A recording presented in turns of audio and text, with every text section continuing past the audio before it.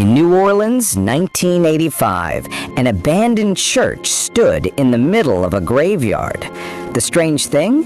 Its bells rang at midnight, though no one lived there. One stormy night, a group of teenagers sneaked inside. They laughed, shining flashlights on the broken altar, but suddenly, the church bells tolled, bong, bong, though no rope moved. The air turned icy. They heard whispers, "Leave, leave now." But one boy climbed the bell tower. At the top, he froze. The giant bell was covered in fresh blood, and carved inside it were names. Each one belonged to his friends. When he looked back, the others were gone.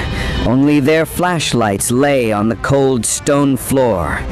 The bells rang one last time, and then silence forever.